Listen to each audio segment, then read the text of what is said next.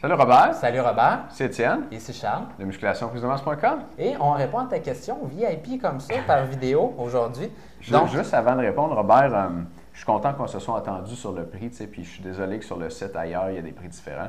On commence, on est en pleine croissance, puis là, comme on a beaucoup de clients, check ça, c'est nos questions pour aujourd'hui. Puis on a beaucoup de clients, puis on augmente nos prix assez rapidement. Fait que c'est vrai que ça peut être compliqué, puis je suis désolé là, de la confusion. Bon. Vas-y, Charles. Fait qu'on répond à ta question aujourd'hui.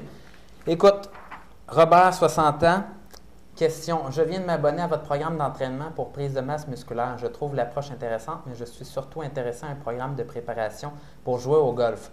Et la prise de masse n'est pas ma priorité. Je cherche un programme spécifique avec un raffermissement musculaire, un incontournable, me laissant de la place à une flexibilité des articulations. Est-ce possible de recevoir un programme bâti dans ce sens? Étienne?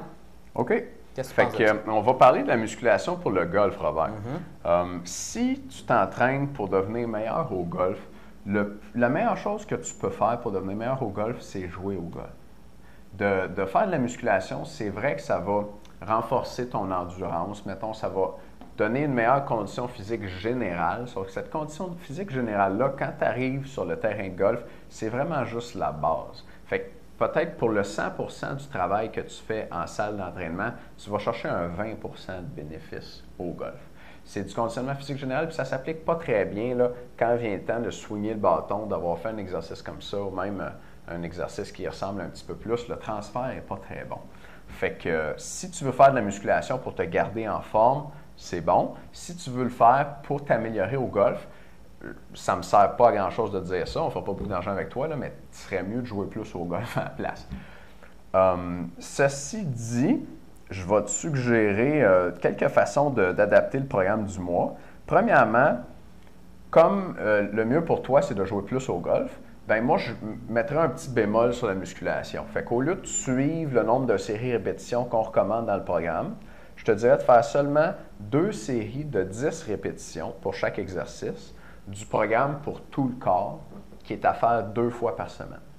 Fait que tu t'entraînes 2 fois par semaine, 2 séries de 10 répétitions, avec 1 minute de repos entre les séries. Fait que la musculation est vraiment secondaire par rapport au golf, qui est la priorité.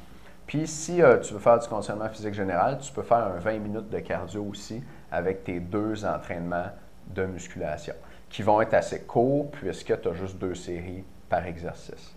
Donc, encore une fois, ta musculation puis ta préparation physique, c'est le terme qu'on utilise, là, ne doit pas te fatiguer pour ton golf. Il faut qu'à chaque fois que tu arrives sur le terrain, tu sois frais et dispo. Puis pour ça, il ne faut pas que tu t'entraînes trop fort au gym parce que là, tu arrives au golf fatigué puis ça nuit à tes performances. Puis en fait, ce que tu veux améliorer, c'est le golf. C'est probablement pas tant que ça les performances au gym. Écoute, Robert, moi, j'aimerais ça souligner des petits points que tu as marqués, que j'ai trouvés dans ta question. De un, tu dis pas trop de masse parce que je ne veux pas perdre ma flexibilité. De un, il n'y a aucune étude scientifique qui a jamais démontré que les gars qui s'entraînent en musculation, qui prennent de la masse musculaire, perdaient de la flexibilité.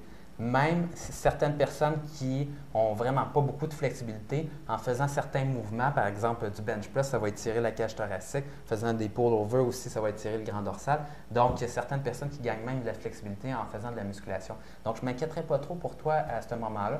Et si jamais tu as peur, écoute, un 5 minutes de flexibilité à la fin de tes séances va faire en sorte que tu ne perdras pas du tout de flexibilité, même d'en gagner.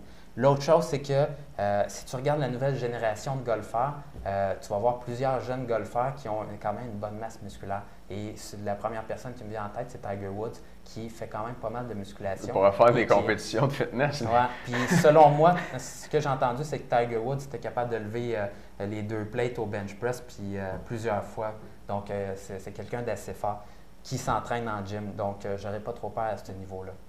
C'est bon. Ben garde, je pense que ça fait le tour. Hein? Je pense que oui. Écoute, donc, la conclusion, là, c'est vois ton entraînement en musculation comme secondaire à ton entraînement en golf. Si tu veux t'améliorer au golf, joue plus au golf. J'espère qu'on a bien répondu à ta question, Robert. J'espère aussi. Ça nous fait plaisir de t'avoir comme membre. Si tu as d'autres questions, je ne gêne-toi pas pour nous écrire. Très bien. À bientôt. À bientôt. Ciao.